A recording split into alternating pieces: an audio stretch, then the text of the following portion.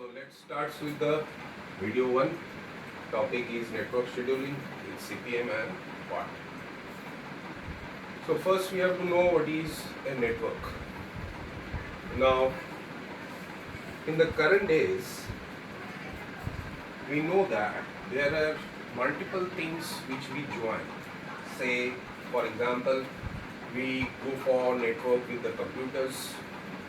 Suppose if we go with the manufacturing industries, if we say that it's a oil industry, there what we do, we used to go with the network of different gas lines, rather pipelines, and finally what we do, we try to build a network so that every resources and everything is connected to everything. So that is basically we try to build a network. Now when we try to build a network, let us take a simple say diagram. Say for example, there are 4 houses and we want to draw or we want to do a network where we will set up with some cable internet or say some cable lines like that. So say these are the 5 houses, H2, H3, H4 and H5. Now we have to set up a network with this particular 5 houses where we will just join these 5 houses in such a way that the time will be minimum, the resources will be minimum, so that we can optimize every resources including human resource, and we can minimize the cost and the time. We know that if time minimizes, the cost will minimize. It's very simple. So we cannot do it arbitrarily. Just like this, we cannot do like this. So for that, we require a proper planning for this particular network. Now when we try to draw some network, there are certain symbols which we use for drawing this kind of network. So what are those symbols? That we have to first know. So in this particular video lecture, what we will try to figure it out is that we will try to do some network scheduling with 2 methods. One is CPM, another is PART. The full form of CPM is critical path method. The full form of CPM is critical path method. It is not Communist Party. Don't think that. So that is the critical path method. Now what is this critical path method? Now before going in detail, first as I have told that we will go with some symbols for which we will, with the help of which we can draw the network.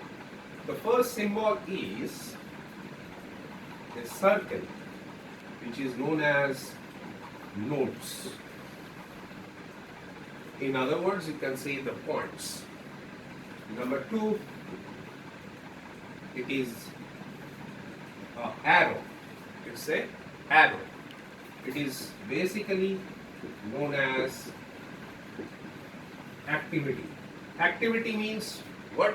Activity means where we will try to join all the nodes where time is required, cost is required, human resource is required. That means all sorts of resources are required. So that is basically the activity. Now apart from nodes and activity, we have another kind of activity that is known as dummy activity. Dummy activity. Now what is this dummy activity? That we will explain after just giving the symbol. Dummy activity is drawn by dotted arrow. Now dummy activity is used for logical designing of the network. It is basically used for logical designing of the network. That means to complete the network, sometimes we require this kind of activities. Now here, when we are talking about the activity, it may take some time, say 9 weeks, maybe 9 days, maybe 5 days, just like that. So that is basically the activity. But in dummy activity, as I have said that, it is basically used to complete the diagram, that is the network diagram. When we will design the diagram, when we will design the network, this dummy activity is used. And here the resources is denoted as 0. Here no resources are required, but this dummy activity is required for logical designing.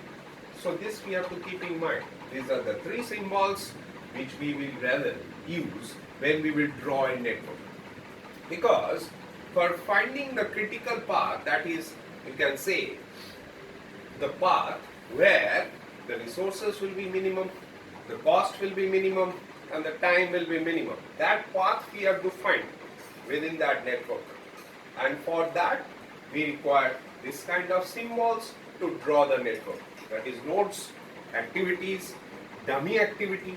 Where dummy activity has resources 0, that is time is 0, cost is 0, human resource is 0, everything will be 0.